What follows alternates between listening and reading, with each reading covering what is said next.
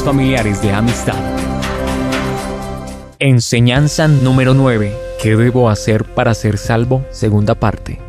En esta lección continuaremos conociendo los requisitos bíblicos para alcanzar la salvación. Primero, arrepentirse y convertirse.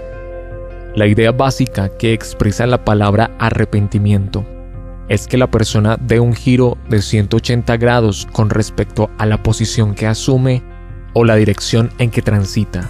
Para poder hacer este cambio, tiene que reconocer que va en la dirección equivocada, que la forma en que ha vivido hasta ese momento lo aleja de Dios y lo lleva a la muerte. En otras palabras, debe reconocer su pecado. El reconocimiento del pecado produce dolor de haber ofendido a un Dios santo y bueno, dolor de haber maltratado la vida, dolor de sentir que el mundo y el diablo ha jugado con uno.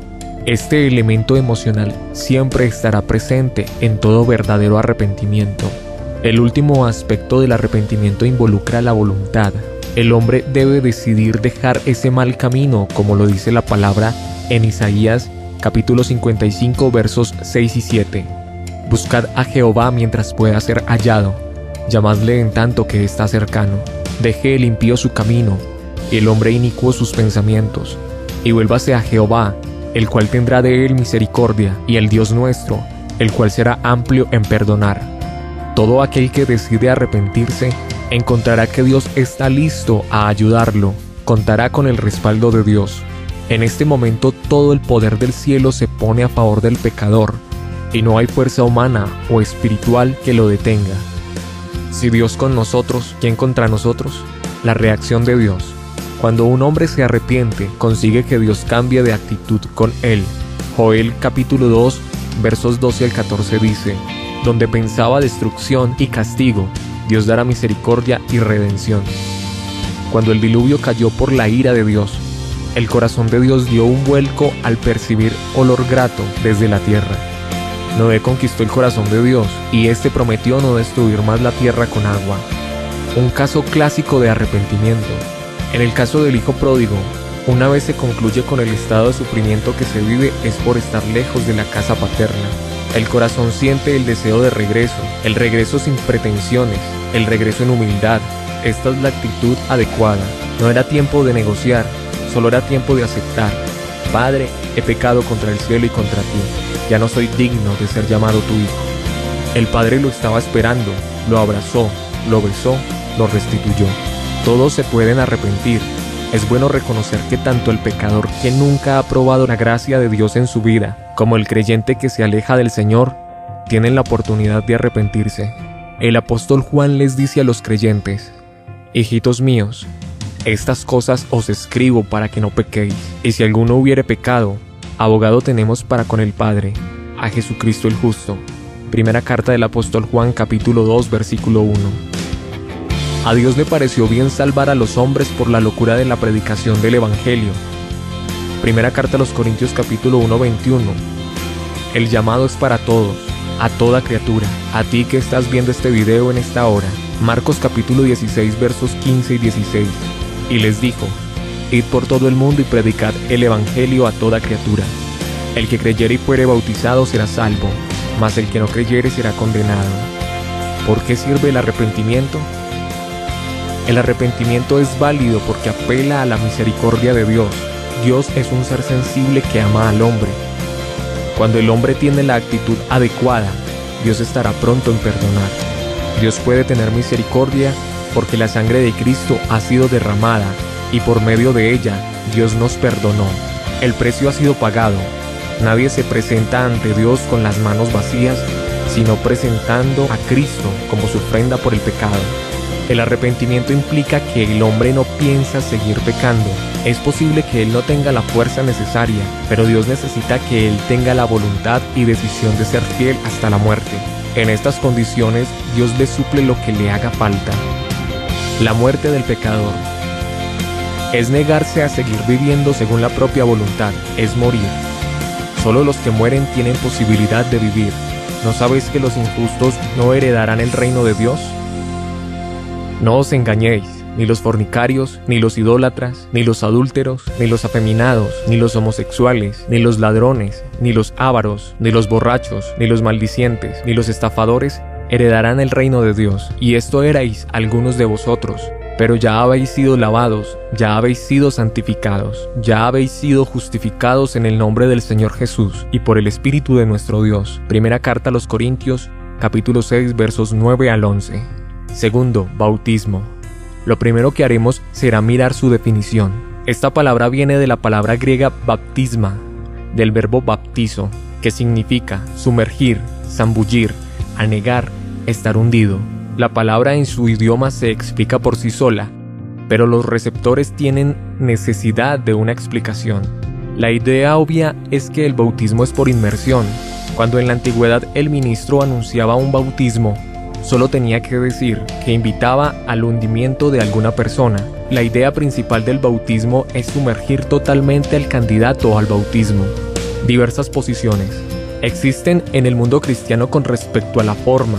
Básicamente dos maneras de realizar el bautismo: inmersión y aspersión.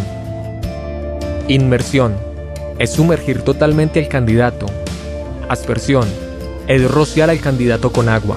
La idea más notoria en la Biblia es la inmersión, sobre todo porque la palabra misma así lo indica y porque siempre los bautismos se efectuaron donde habían aguas abundantes.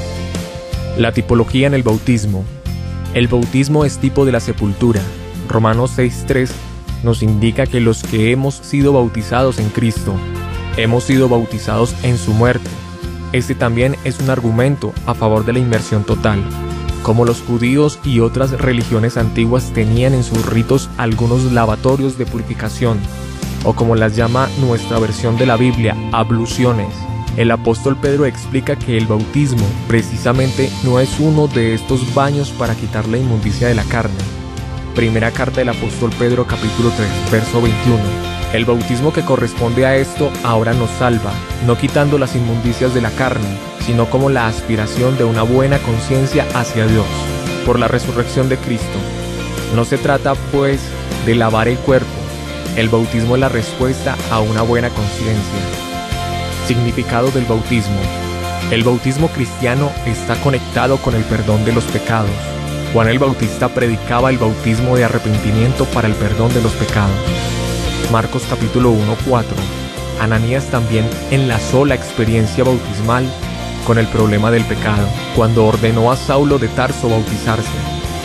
Ahora pues, ¿por qué te detienes? Levántate y bautízate, y lava tus pecados invocando su nombre. Hechos capítulo 22, verso 16. El bautismo y la salvación.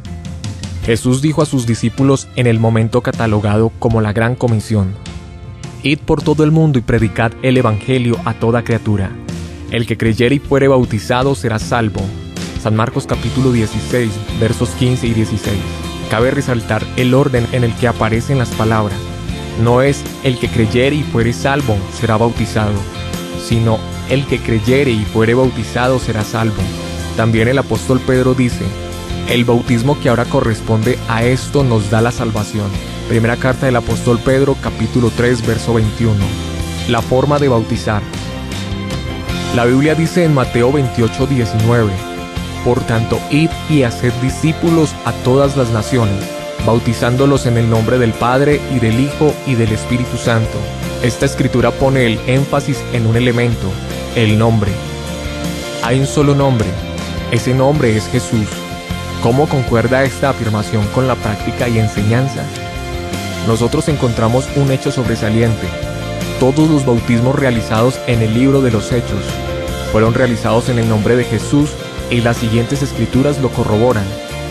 Hechos capítulo 8 versos 14 al 16, capítulo 10 versos 45 al 48, capítulo 19 versos 1 al 5, capítulo 22 verso 16, Romanos capítulo 6 verso 3, Pablo, capítulo 6 verso 5, los romanos, primera carta a los Corintios capítulo 6 verso 11, los corintios, Gálatas capítulo 3 verso 27, los gálatas, Colosenses capítulo 2 verso 12, los colosenses.